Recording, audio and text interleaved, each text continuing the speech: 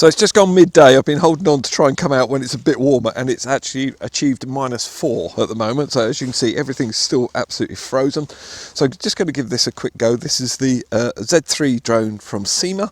As you can see, FPV camera that you fly and you use using your phone, so it's Wi-Fi connected. It's a little lightweight one. Syma have been doing these transmitters for a while, and it's another folding drone. So there's loads of these on the market, and I've done reviews of loads of different ones, so I put some links down in the description. So it does fold up nice and small. It is a nice little small lightweight drone as well, but the benefit of this one is actually got an optical flow system, so it's got a little camera that points down to the ground, picks a spot, and then it will hold its position.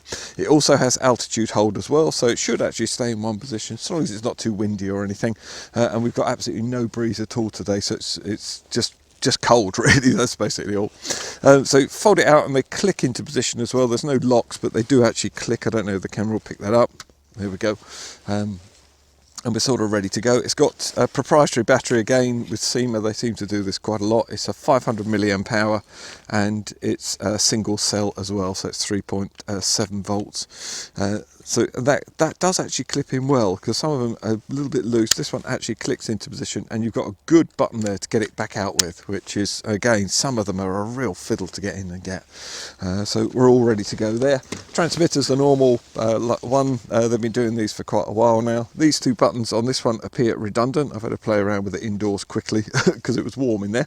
I would imagine this is for activating the camera if you've got one with a micro SD card. This one actually records everything back to the actual phone itself. So this button here is your flip button. Hold it down and then you choose the direction of flip, and it will do a complete 360 flip. This one here is your auto takeoff and auto land. It's a mode 2 quad, so you push this up and it will ascend, pull this down and it will descend, so that's basically your throttle. And obviously when you let go, it will then find its altitude. It will hold the altitude, sorry, and obviously should hold its position. They give up to about 12 meters, which is about right on Optical Flow, 10 to 12 meters, and then it can't pick a spot and it basically drifts. Or if you've got very shiny surfaces, there's a lot of things that can confuse an Optical Flow, but I've actually found them really good in the past. And the benefit over Optical Flow over GPS positioning is you can use it indoors, so it's not using a signal to it, it's just purely using that camera, as I said. Push this to the right, the quad will rotate to the right, that's called yawing. Push it to the left, it rotates to the left. This is your direction stick, so push this forward and the front of the quad is where the camera is, so if I push it forward and it's facing towards me, it will come towards me. If it's facing that way and I push it forward, it will go that way. That's called pitching, so pitching forward, pitching backwards, and you roll to the right and roll to the left. And these are not points of the compass, so if you go at obscure angles, it will go at those angles. And flying, I always think, is a sort of feel thing, so it's a bit of this stick input, a little bit of that, and then you're tweaking it all the time, which I like about flying. The Optical Flow obviously helps, because as soon as you let go of anything, it will just stop in position, so that could be quite handy if you're a beginner. We've got 2 different rates, and we simply press this one here quickly, and it goes from low rates to high rates. It always starts in low rates. And if you want Headless Mode, which basically, as I was explaining how this direction stick controls it in headless mode, if we bind it up this way facing that way, and I'll show you how to bind it in a second. If we push the headless mode on, we hold that down for a couple of seconds, and then the LEDs will flash. Whatever direction the quad's facing in, forward is always forward away from you, back towards you, right and left, and again, not points of the compass. Not something I like. I don't recommend you fly in that mode. Flying's all about knowing the direction of the quad, I always think, and you've got the FPV as well. So what they recommend is you turn on the transmitter first of all, and you get a little LED flashing away like mad in there, and then hopefully this will go in the shade. It's quite dark as well. I mean, the sun's out fully, but it is, Highlands of Scotland in mid-December. As you can see, it started off with a very fast pulse, and then it goes down to a slow pulse, so it's ready to bind. You've got nice red LEDs at the front. I don't know why they put the red at the front and then green at the back, and then you can just about see them from more or less sort of at any angle. You put that down, and then hopefully you'll be able to see that. And then to bind it, all you do is go up and down on the throttle, and then it goes solid. Now, if you're new to flying, I suggest you pop the prop guards on now. Don't bother with your phone, and just actually get used to flying. That's the way I would highly recommend you get going on these things. But obviously I'm used to flying, so I'm going to actually just connect the app up. So the quad will set up a Wi-Fi hotspot, and all we have to do is just log on to it. Now I can see straight away we've actually logged on to that because I had to play around with it indoor, made sure everything worked. If not, just go into your Wi-Fi settings and select, it'll be FPV Wi-Fi, and then have some numbers behind it. Then come back to your home page, and then the Syma Fly app you need to download. And indoors, I just tried this on all the different models you can flick through, and I actually found it seemed to work on all of them. I'm just going to leave it on the basic one, because I think that should be fine. And then simply press start. And there we are, we're live. So that's us. A little bit of delay at the beginning there. But not too bad actually. They're getting better with these sort of thing. You can either fly it using the controls here, as you can see, and as soon as you touch the screen it goes nice and bright, and you can use the controls, or if you press this one here it means you're over to control with the transmitter, and that's the way I'm going to fly it first of all. And simply start the video with the stop here, and then you get a count up in there. Actually it's a bad place for me to put the quad. There we go. If I put it somewhere dark you can see it a lot easier there. Okay, so let's just get this thing going. A couple of ways of starting it. You could flick the throttle up like I did there, and if you just bring it right down again it will kill it, or you can start it by simply pulling the two sticks down and in. And I'm going to just stop that for a second, so I'm just going to show you how to calibrate it as well. So if you've had an accident and it's drifting and things are happening to it, or it's not behaving, the first thing I would do is calibrate it. Put it on somewhere flat, don't move it while you're doing it, pull the two sticks down to the right, you get flashing LEDs very quickly, and then you're up and away.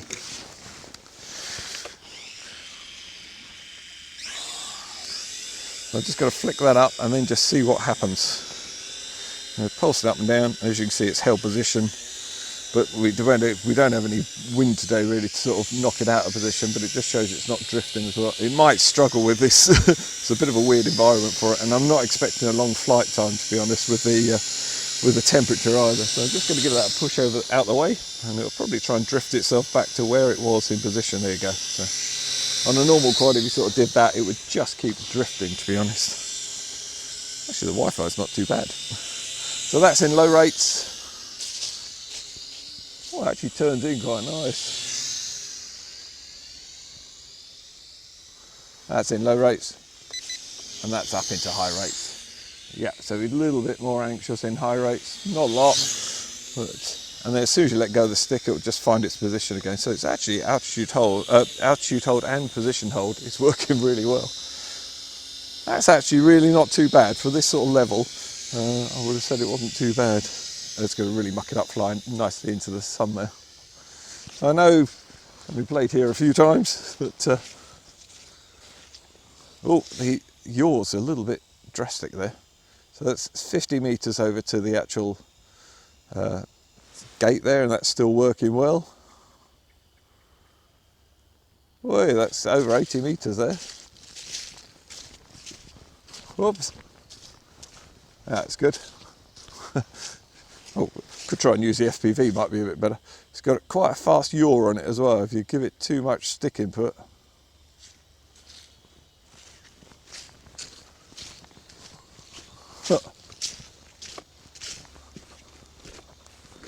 Well, I seem to have lost. I know, I'm holding control. There we go. I was actually getting confused with the I was thinking it was the rear with the red. You would, wouldn't you? I'll do a quick selfie. It's more, it's sort of aimed at being a selfie little drone, and I love the way it just holds position there. It's really nice. So yeah, you can yaw it slowly. There we go. That was nice and slow. Just got to stop the video for a second, flick it over onto taking stills, and then just press the still button there. There we go. We get a little flash. Yeah, it's actually quite nice.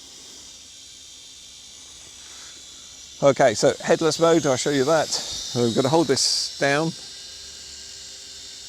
There we go, and we get a beep after a while, and it constantly beeps now. And then we're getting flashing LEDs there. So forward is always that way. Sorry, I couldn't remember which way I bounded up. Backwards towards me, right and left. And it doesn't matter what orientation the quad's in, forward is always away from you now. It's not something I really enjoy flying, I must admit, so I don't recommend it. And actually that's very unusual. I was going to say the LEDs have stopped flashing. They take sort of a really slow pulse on them. So to cancel that, you just simply hold that down, and then you get a beep, and then the LEDs will stop flashing, and we're away again. So now we're in normal, so forwards, backwards, right and left. Let's just see how we get on with altitude. Oh, it's still holding position. Maybe this tiniest bit of breeze. Most quads sort of have a bit of a drift on them, but no, that is still pretty good. That's damn high as well. That's really good. Now, descent is usually really slow on these models, so you can see I've got it right off there and it's just about coming down. Just, yeah, no, that yaw is totally controllable. I'm going to put that into low rates as well. So this is in low rates, so that's the yaw. So you can go fast and slow with it. It's really quite controllable. And that's in high rates. Yeah, so it's a bit more mad. It's going to make lovely video. It's a nice little flyer, actually. You can flip it as well if you like, so just hold this one. And it sort of flips, if that's your thing. Not really my thing, I must admit. And it does flip forwards, backwards, right and left. And it sort of holds its altitude as well. Some of them really plummet out of the sky, so that's pretty good. And you've got auto takeoff, auto land. So press that and it will come in to land. Give it some throttle and you can cancel it. I never see any sense in auto takeoff, auto land, because you've got a throttle that will do it. You could, if I show you the optical flow, as soon as I put something under it that's a bit confusing, like my hand, it's really struggling with it. There you go, so it's not picking out a position there. So you can sort of control it, I suppose, in a way. Yeah. So to land, you just simply bring it in and just land it. There we go. And once it realises it's not going down anymore, it will kill the throttle. Let's just do that auto takeoff for you. So there we go. So you only press that and it just comes up. So it's about a metre now, I suppose. Came up about half a metre, then stopped. And again, this position hold is really nice. Well, that's good. And Ranger is good as well. And it's certainly controllable.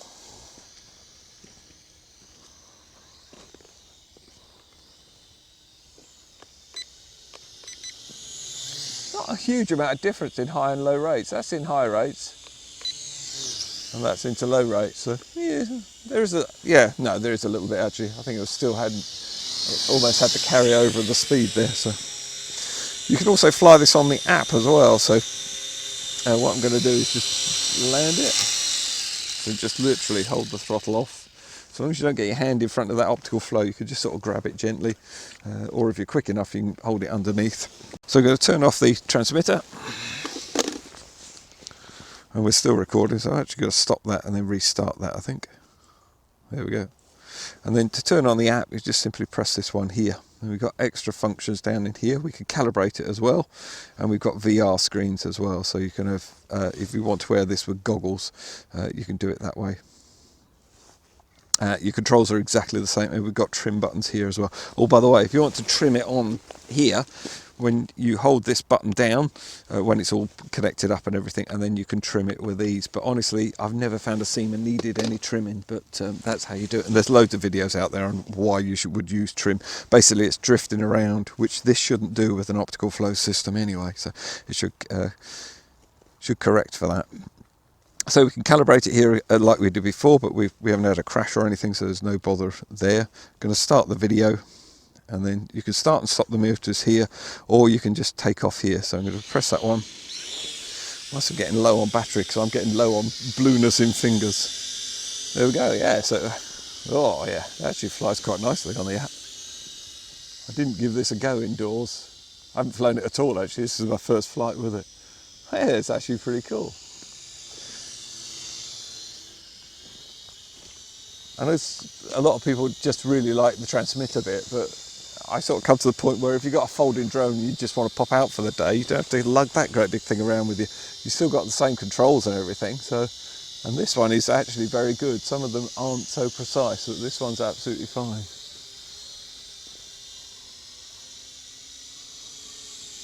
Yeah, it's really nice actually. So we're going to pop the speed up. Yeah, and it's still got, it's about the same amount of speed, I would say.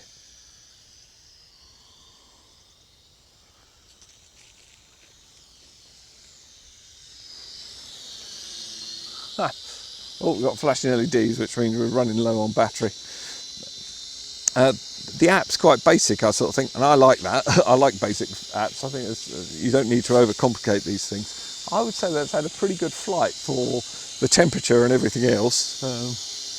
And it will just come into land when it runs out of power. It'll literally just drop itself to the ground gently, but it obviously won't return to home. There's no return to home functions on these, which is good, because if it hasn't got GPS, it doesn't actually know where home is. So I think that's rather good.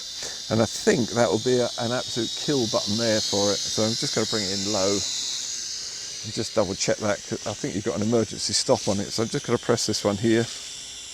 Yeah, it is emergency stop. You can just start your motors there as well, and then just give it some throttle and off you go. Yeah, that's been I think that's been a damn good flight for the temperature and everything. And there's no way of turning off the optical flow, by the way. That's which is a bit of a shame, really, because if you're learning to fly, you sort of want a bit of optical flow to get used to things, and then you might just want to give it a go without, sort of thing.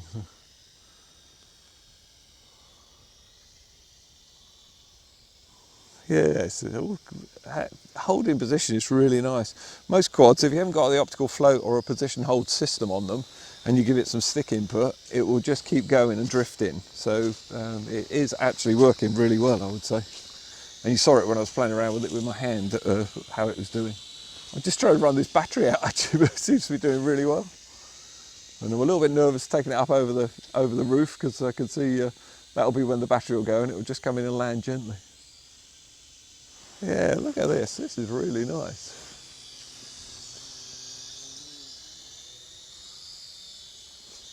Nice and smooth. Oh, bandits at 12 o'clock. That is done really well. Nice slow descent. And like I say, the actual... Oh, there we go. So I haven't touched anything, and it's just come into land. So there we go. Yay, that was really good. So there we go, the outdoor flight done, and I'm going to run some indoor footage for you as well that I flew at night. I really like it, actually. Let's get down to the basic thing that it is. It's a camera bird. It's for beginners. It sort of does everything it's supposed to do. Camera quality, only you can decide on that. It's okay. I mean, it's a bit blocky, as you'd expect, using a Wi-Fi system. I have seen better. To be honest, I've seen a lot worse as well. You can't tilt the camera or change it around, so that might be a disadvantage to you. It is what it is at the end of the day. And I've actually found, surprisingly, it's £40. That's everything all in. And I think that's a really good price for what it is, value for money. They've got a massive discount on it at the moment. So whether or not it's not been a huge seller, I don't know. There is a lot in the market like this, and I'll put links down in description so you can have a look at some of my other reviews on folding drones. I really do like this one. It folds away really nicely, not with the prop guards on, obviously. It tucks up really tight. The app was awesome. I could fly it. I reckon I could fly it as equally as accurately on the app as I could on this, and I had absolutely freezing cold hands, as you saw out there. I've popped the prop guards on just to fly indoors. If you're new to flying, I do recommend you put them on, and I think this is aimed at a new flyer, somebody who wants to get into the hobby.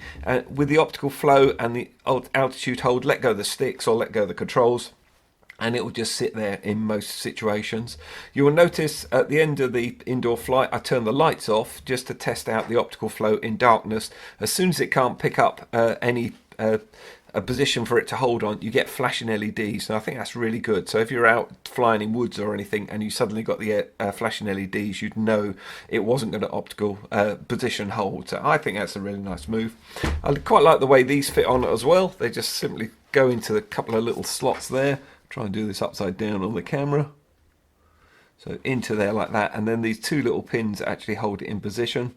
It just simply slots into there, and then that's really solid. I mean, it's flexible in itself, but it's held in position really solid. I like that, it's good. If you go up on a ceiling, all you're going to do is just touch this on your ceiling, so I don't think you do an awful lot of damage indoors. And it was dead easy to control indoors as well, really nice. And like I say, you don't have to fly it with the FPV on, so it's entirely up to you. The battery life was literally the flight time, 9 minutes 20 seconds, and that was its first flight. That was really impressive. And like I say, I do like the way the battery actually clicks in, and you can get it in and out quite easily. To charge it up, you use USB, so you can actually use a power bank if you're out and about, or your car or a laptop or anything. It does take nigh on 2 hours to charge, which is quite normal with a USB sort of charging system. And you get this little adapter here to actually charge it up. Like I say, it is a proprietary battery, that's but a lot of them are, but that is one of the things I'd like to point out. When you're charging it, when you put it into the connector, it will glow red, and when it's fully charged, the LED goes off. Transmitter was brilliant, and I thought nice and simple. There's not a lot of confusing stuff on it, so I really like that. And range, I got up to about 100 meters, no problem at all. Transmitter would probably do a lot further. You are going to run out of FPV signal. I prefer flying closer to myself and in and around the area I'm in. That's just me. You've got a spare set of props here.